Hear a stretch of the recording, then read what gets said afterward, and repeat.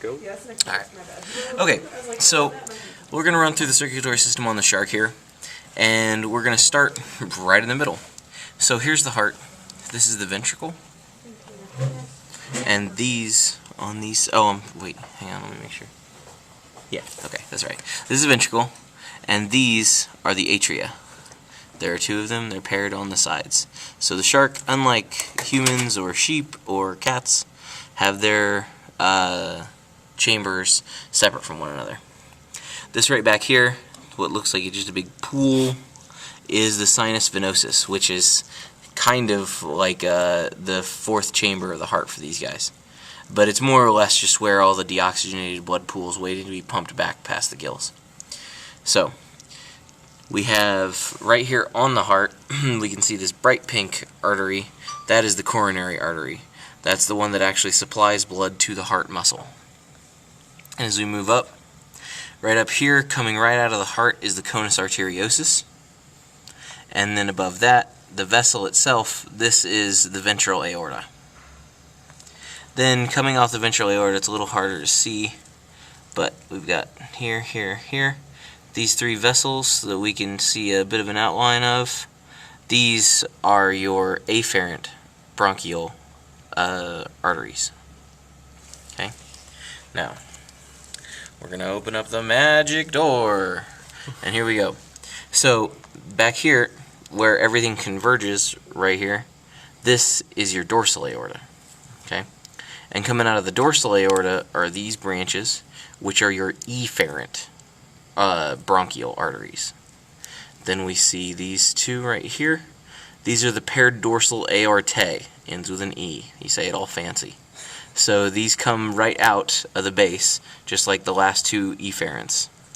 And then up here, coming across in this little bell shape, there we have our carotid artery, the internal carotid.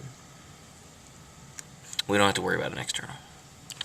Okay, so that about wraps it up for in here. So let's go ahead and move on down into the abdominal cavity. So we'll start off with the bigger stuff. Right here is the celiac artery. It's the one that's off by himself coming out of here. And then the bigger pink vessel that's inside the gastrohepatoduodenal ligament here is the hepatic artery. Now, it's the only one that we're going to ask you in there. I know a lot of times it can look like there are two in there, but if we want an artery that's inside that ligament, it's going to be hepatic. So, there you go. Then, these two, as you can see, meet right here, and we come to the crossroads. It makes a nice X here with all of our vessels. So, let's move over towards the stomach first. So again, we've got the celiac, and then the hepatic, and also, in here, I'm sorry, in here is the hepatic portal vein as well. That's the giant yellow one that runs through that ligament. There is no vein associated with the carotid, or with the celiac. So, now once we get over here, to this side of the X, we have just this little segment right here is the gastric artery and vein. Then once we get to the actual stomach, then we have the dorsal, or ventral and dorsal. You can flip in that page. Make sure I'm not saying it wrong.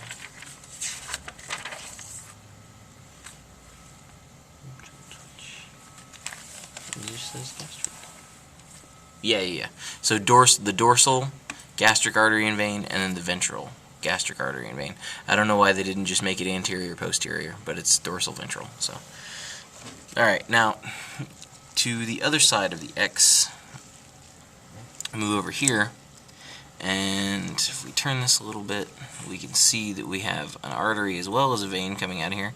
So here's the crux of the X. These two are the lienomesenteric, or I'm sorry, the pancreatico-mesenteric artery and vein, and those run right here into the pancreas, as you would expect. So then, from there, we can go to the intestine real quick, And up on this side of the intestine, we can't see the vein, and that sucks, but that's not that big a deal. So you can see kind of a clear vessel, and that is the vein here. This is the matching pair of the anterior intestinal artery and vein. And if we want the vein, it'll be much yellower on an actual exam question. And then we move over into here. So this guy right here, running along the back side of the dorsal lobe of the pancreas. Yeah. This one is your linogastric, or not linogastric, I'm sorry. This is your linomesenteric vein. It's right along that back wall. Then, once it separates off, and once it's free hanging here, this is when it becomes the posterior intestinal vein. Now, the posterior intestinal vein matches up right alongside the anterior mesenteric artery. So, that's a distinction. They're not named the same, so make sure you keep that separate. So, from your anterior mesenteric artery, let's go ahead and move to the back wall, because that comes off in a very similar place to another artery. So if we follow the anterior mesenteric, we can see that it's actually the first one. If we're going from the head to the tail, it's the first one that branches off the dorsal aorta back here. So the second one that branches off is our gastrosplenic artery. And then if we move a little further down, we find the rectal gland, and then connected to the rectal gland, we find the posterior mesenteric artery. Okay. And then just a little bit on the venous system. Let's see if I can. Looks okay. Okay, so back here, this is still, so we had up here in the heart, we had the sinus venosus. So this is still sinus venosus, the bigger part of this, but we can see, there isn't really a separation line here, but we can see just these little triangles at the bottom. And you have those on either side of the midline. And those are your posterior cardinal sinuses. And those are the ones that the posterior cardinal vein, just make sure I got that right. Oh, that runs right along the back wall. Need another page for it. I need the blue. Yeah.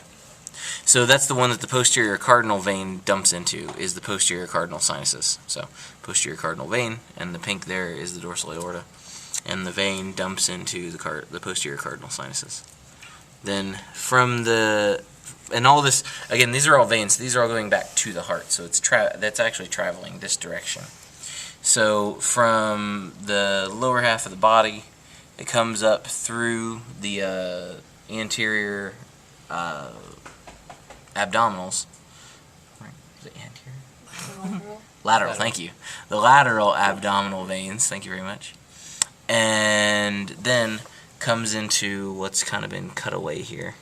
So, like right in here, we would have a connection. And running into the sinus venosus would be the common cardinal vein, and that's just kind of a connection between the sinus venosus and the lateral abdominal vein. Thank you. Right here, and that I believe takes care of the system of the shark.